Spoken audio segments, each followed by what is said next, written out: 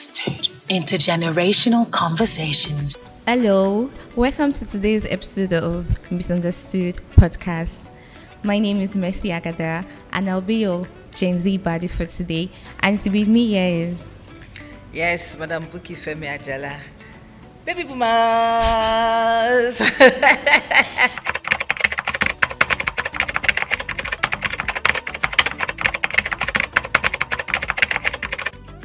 In today's world, waiting for marriage before you have sex is not relevant. What if you get married and it's not what you're expecting?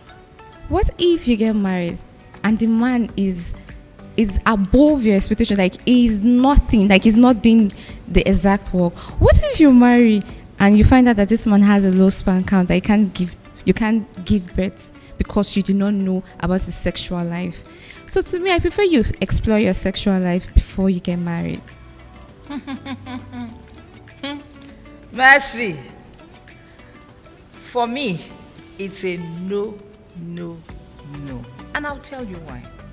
I'll speak from 4 categories. Number 1, socio-cultural values. Mercy, why is it that an average woman, when you are involved in sex before marriage, you tend to hide it? It's not something you want to flaunt that people will know. Why? It is because you know that society will not accept it. Right now, society is embracing it. You can say in your that generation, they don't talk about sex education, but right now, there's sex education. Even online, you can read about sex education. You can say that because it's your generation. What I'm talking about, a holistic, look at it holistically. It's something that you are not proud of. You can't flaunt it in front of your parents that I'm sleeping with my boyfriend. You can't. There are some parents that will ask you about your sexual life. The parents that will probably ask you, I really want to question them. They're protecting you from pregnancy, STD, a lot of things. So if you want to start a sexual life, they'll just guide you towards it. I said I'm going to look at it from 4 angles. Okay. I've talked about the social-cultural. Then the second one is religious. Nigeria today, take it or leave it, is still a religious country. Mention the denomination. They frown at it. And yet we all go to our different religious centers, whichever day we pick, whichever faith we are. But they frown at it. I'm from the Christian fold, and we frown at it. The bed undefiled. We talk about adultery. In churches at the back, they go and do what is in their mind. So this generation is bringing it out that this is who I am, this is what I am, not pretending. Thirdly, I talk about your personal value. Anytime I talk about this, that I'm in, the company of teenagers, Gen Zs and things like that, I give them an analogy. You go into a supermarket, you want to buy a loaf of bread. There are 2 loaves of bread there. One is still intact, it's packed. The nylon is still there, well packaged. The other one is torn, and you can see that there is a bit of dirtiness and all that. Which one would you pick, Mercy? Which one would you pick? Tell me now, which one? Okay, let me agree on. I'll take on the first one. The one that is still packaged. That is the way God has designed it. So in terms of value,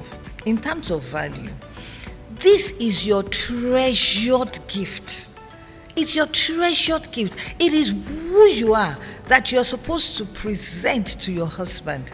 If you look at how many children came out of wedlock, do you know it is because of this practicality thing that they are doing? Do you know how your generation were aborting? Do you know how many children? Your generation were. Do you know how many children were aborting? This generation, at least mother, you can just give birth to the child. Father. You understand? Not everyone is destined to marry. Not everyone is destined to marry. That is what you Gen Z say. Not everyone is destined to marry. At the end of the day, along the line, somewhere, if they really want to be open to themselves and they don't want to deceive the man in the mirror, which is themselves, Everybody longs for a partner at some point. Do you know a man can pretend all the way just to get married to you and have sex and leave you?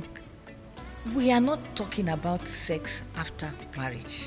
Is We are it the talking same of thing? Sex before It's marriage. still the same thing, right? Sex is Once you- involved. hold If on. you guys can Once stand your once ground you that, are I just married, want sex, I want once you marriage, are- or something, people will once be you on are a married, you on are a same committed. page. Once you are married, you are committed. Yes, Not we all know- married people are we- committed. So I agree with you that at times they walk away, but you Yeah. are married. But what we are saying is that sex before marriage. Sometimes it does not matter if you want to have sex before marriage to test your partner to know where you stand.